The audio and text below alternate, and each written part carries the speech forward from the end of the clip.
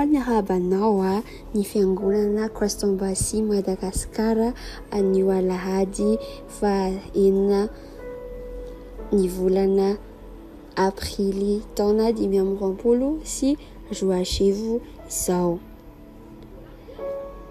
Faly izahanareo ny rafisodiny famasinana izay nosoratany lelan'Andriamanitra Pasteur Kristoya Kilomia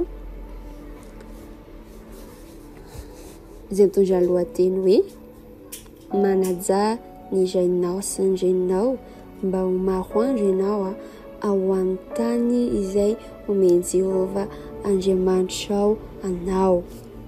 Izany ten'Andriamanitra zany dia ao amin'ny Exodosy 20:12. Ny tenin'Andriamanitra dia manome toromarika mazava momba ny fifandraisan'ny zanaka sy ny ray aman-dreniny. Ny apôstôly Paoly ao amin'ny Efesiana 4:1-7 dia manasongadina ny mahazava-dehibe ny fankatoavana sy ny fanajan'ny zanaka ny ray aman-dreniny. Fakto zao ilay ao amin'ny Efesiana 4:1-7 amin'ny anaran'i Jesosy, anaka manekeny ny ray aman-dreninareo ao amin'ny tompo izany amin'ny mahasolon-tenany azy fa rariny sy hitsiny izany.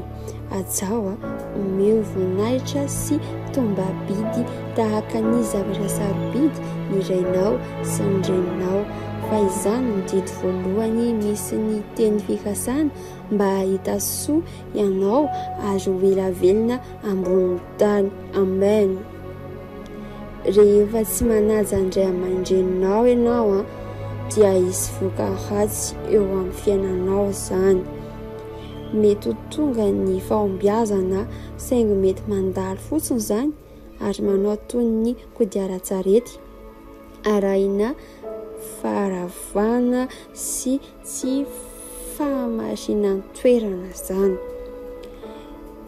Iray amin'ireo antony mahatonga ny olona sasany iaina tsy fahamarinana toerana tsy hazavaina izany na fiemorana ary mety fahafatesana loloatra azy.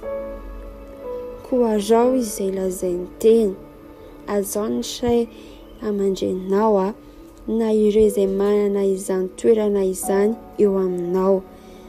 Rehefa manao izany ianao dia mazava ny vokany. Ia tsara ny fiainanao izany. Ny fanajana ny ray aman-dreninao dia tsy miankina amin'ny ataonao fotsiny fa ny amin'ny toe-ponao koa. Zava-dehibe ny fomba hiresanao amin'izy ireo. Koa tokony hitondra azy ireo ampankasitrana ny fanajana tanteraka ianao. Tsy izany ihany jereo fa Andriamanitra dia tsy nanisy fepetrany amin'ny anajanao ny ray aman-dreninao. Tsy niteny izy hoe ajaho ny rainao sy ny reninao raha tsara fitondra anao izy ireo, tsy ny toerana misy azy ireo amin'ny maha-ray aman-dreninao azy dia ampy anomezana azy ireo voninahitra. Tsy misy dikany izay olana ao anatin'ny tokantrano sy fanamby mety hatrehiny. Ray aman-dreninao ireo ary tsy maintsy manaja azy ireo ianao.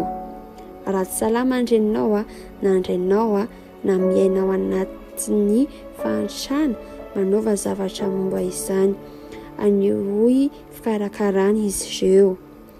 Ny hafa mety tsy hiraharaha azy ireo fa ray aman-dreninao ireo fa tsy azy.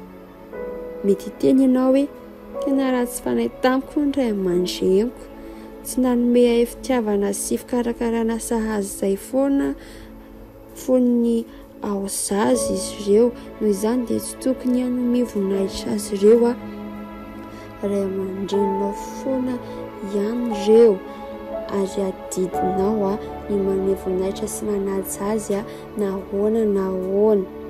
Tsy maintsy manao izay lazainy teny ianao, na manao ahoana na manao ahoana ny